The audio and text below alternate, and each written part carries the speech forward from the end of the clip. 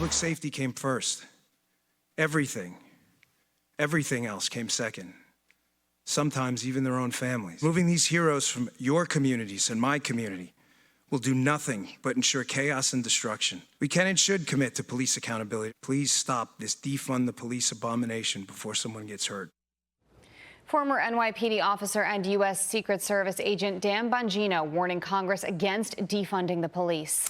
And echoing that call, retired ICE Director Tom Homan gave us a look at what our nation would suffer through without law enforcement in his latest op-ed.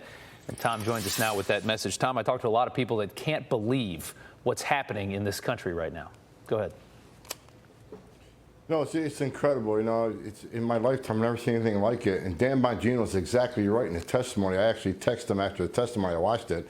Thought he did an excellent job. We're talking about 99% of cops are American heroes. These men and women put their lives on the line every day for this community to serve others. I started my career as a cop in New York, and I became a cop to serve my community and try to help people. That's what most cops do. And if there's a few bad cops out there, and there are, let's deal with them. But you don't tear down an entire institution to deal with a few. You deal with that problem, but you don't tear down the institution. It's going to cause chaos in our communities.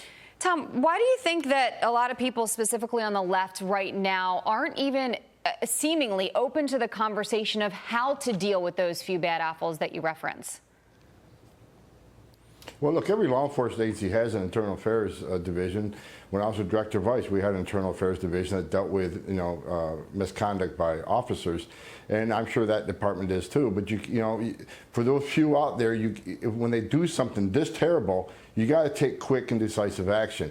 But like Minneapolis, what's the response? Dismantle the police? Are you kidding me? I mean, you're talking about taking apart a police force that protects the community. How much do you think a house would be worth in the city of Minneapolis when people that want to buy a home say, okay, well, there's no police force, there's no response. If I call 911, who's going to respond?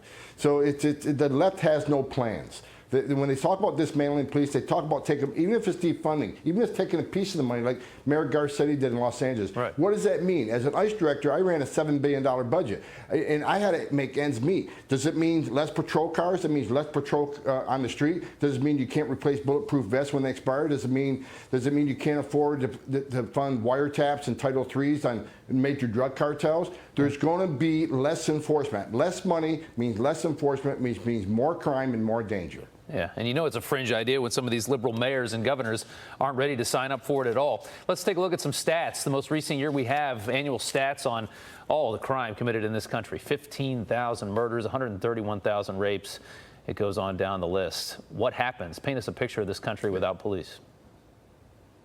Well, look, and that amount of crime happens when there's an abundant police force and there's consequence and deterrence. We've seen from the riots, the protests that turned into riots. The reason they kept rioting and looting, because the police weren't responding. They're being held back by the politicians. So think for a moment, with that much crime, when there is consequence, there is deterrence, there is a police, what happens when there's less police or less money to do policing? That crime rate will increase significantly, especially in neighborhoods of color where they need police the most, because that's where a lot of the crime is. That's just a fact. All right.